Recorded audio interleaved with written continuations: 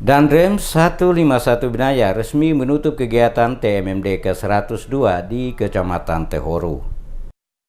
Pelaksanaan TNI Manunggal Membangun Desa atau TMMD ke-102 tahun 2018 di Kecamatan Tehoru, Kabupaten Maluku Tengah resmi ditutup oleh Komandan Korem 151 Binaya Kolonel Infanteri Christian Kurnianto Tehuteru pada Rabu 8 Agustus. TNI Manunggal Membangun Desa ke-102 di 5 negeri di kecamatan itu berlangsung selama sebulan. Dalam acara penutupan yang dihadiri Bupati Maluku Tengah Tuasi Kalabua dan Dim 1502 Masohi, Wakapolres Maluku Tengah, serta Forkopinda, pimpinan OPD dilakukan pembacaan ikrar bela negara oleh Ketua Latupati Sekecamatan Tehoru, diikuti oleh warga masyarakat yang hadir. Selama TMMD berlangsung, sebanyak 38 kegiatan fisik dan sejumlah kegiatan non-fisik dilaksanakan Satgas TMMD 102 Kodim 1502 Masohi sukses terrealisasi. Dalam kesempatan itu, sejumlah perwakilan dari 5 desa sasaran program TMMD ke-102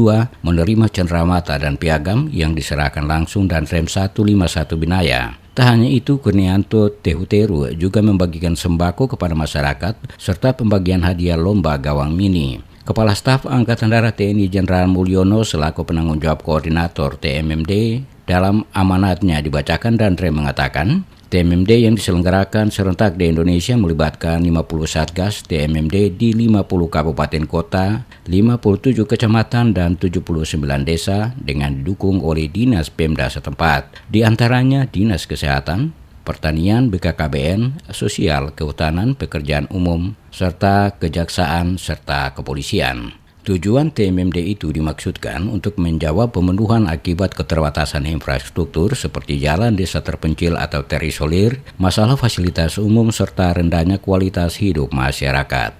Pelibatan TNI dalam program pemerintah pada dasarnya telah sesuai dengan amanat dalam Undang-Undang TNI Nomor 34 Tahun 2004, khususnya tentang tugas TNI pada operasi militer selain perang, yaitu memberdayakan wilayah pertahanan secara dini, sesuai dengan sistem pertahanan semesta, dan membantu tugas pemerintah di daerah, khususnya dalam aspek pembangunan kualitas dan kesejahteraan masyarakat. Oleh karena itu, TNI AD berkomitmen untuk turut ambil bagian dalam upaya peningkatan kesejahteraan rakyat dan mewujudkan kemandunggalan TNI rakyat sebagai kekuatan pertahanan. Meskipun tugas pokok tentara adalah menjadi yang terdepan di masa konflik, namun di masa damai, tentara juga wajib berkontribusi dalam kehidupan berbangsa dan bernegara.